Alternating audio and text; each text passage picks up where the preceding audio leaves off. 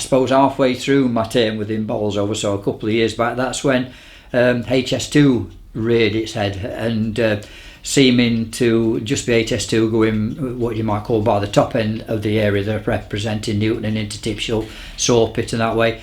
The Sheffield seemed to want a station or wanted something out of it, and as a result of that, sadly, I think the spur came along where it separated from the main HS2 line at Pinxton and went up in through Hillcote, in through Newton, Blackwell, and joined up with the Erewash line somewhere sort of south of Claycross within it all.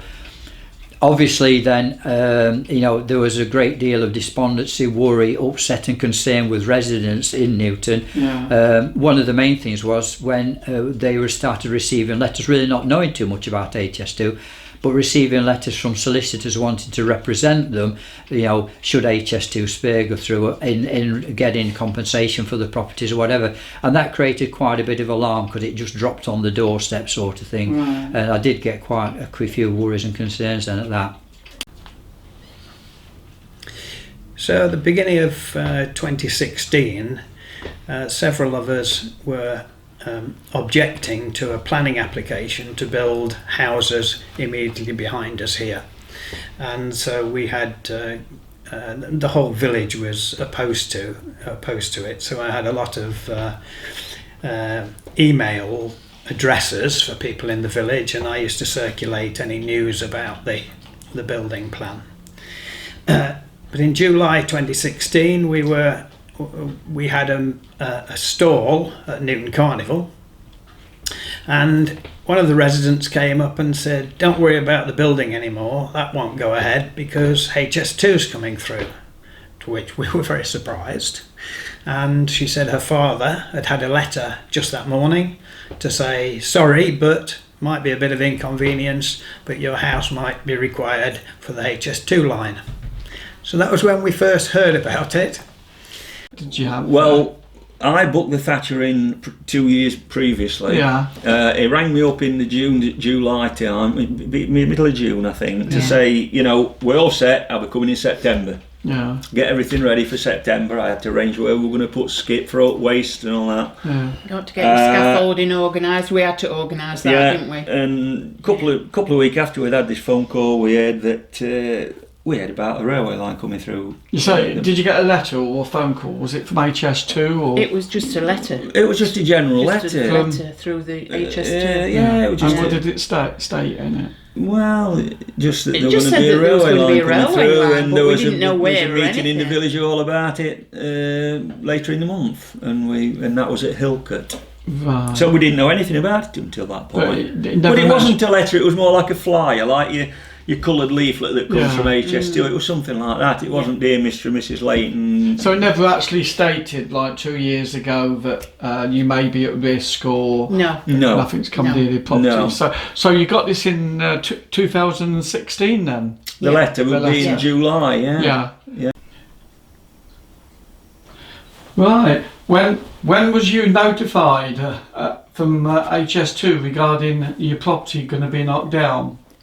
Well, it'll be, I can't remember when it was now. It was must be about, it's a good 2 years Yeah. since they first started. Yeah. And we went to be interviewed, and we've been to different places, Yeah. and they've interviewed us and told us what they can do for us and all that. But I kept saying, well, I don't want to move. No. And they said, well, it's going to make it better. Make it better for everybody. So which meeting did you go to? Whereabouts was it? The meeting, the first meeting you went to? We went to one at to Normanton. Yeah. We've been up to Newton 2 or 3 times. Yeah. We've been to the where else have we've been to quite a few ones, all meeting together. Yeah. But it's all been the same. Yeah. But all these young fellas Yeah. that can tell you what's going to happen. Oh yes, it's going to be better for you, a lot better for you. Right. But all they keep saying is, it'll be easy to get to these other places. Well, we don't want that. Well, there's no need for it. There's good line down at Westhouses that goes across there. There's no need for anything to be altered. No. The railway's already there. Yeah, I heard of HS2 approximately 2016 on ITV News, if I remember rightly, but I'd not heard of it actually coming through this village then. I'm not sure how it's going to affect the village itself, but it's actually going to cut right through the main road. I mean, my main concerns are where's all the traffic going, where's all the lorries going. As you can see on the main road, there's not a lot of room, there's not a lot of parking. Is it going to affect people getting to our business? How long is it going to last? Where are all the equipment, etc. going to be stored? Nobody really knows at the moment.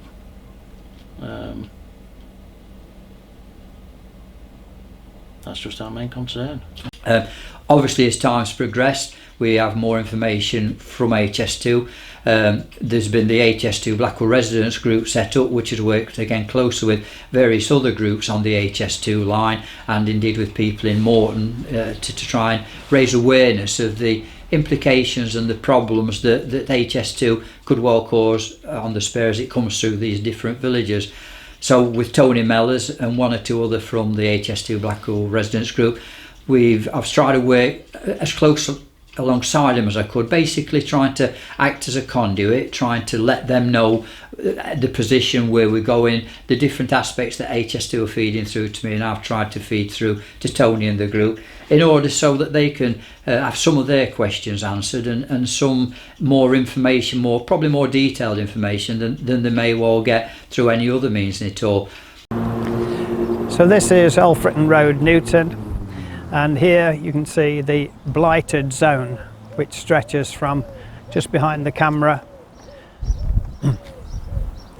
through to the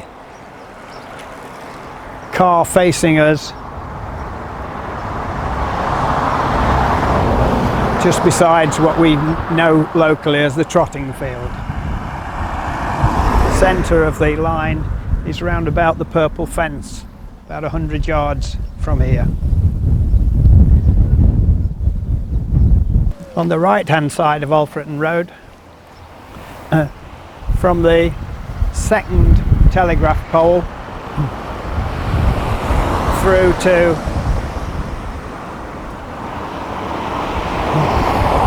the house at the side of us, and that's the extent of the blighted zone.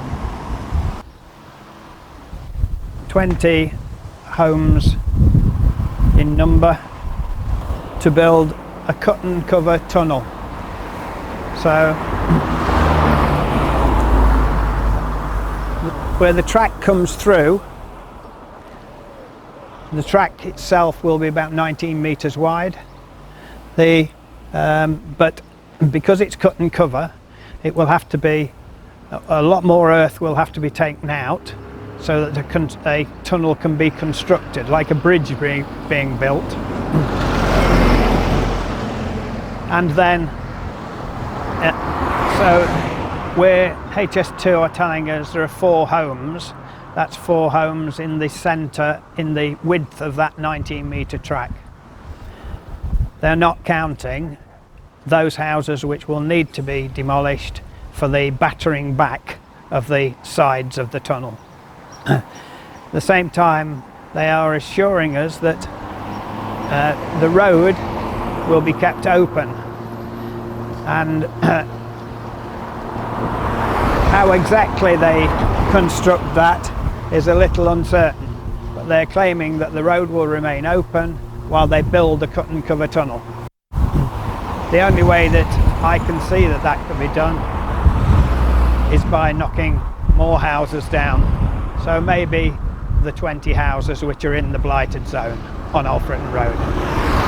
Obviously you've heard about HS2 coming through on the village. What's your personal feelings? Well, I wouldn't like to see it come through the village because it's a very nice village, it's a very good community.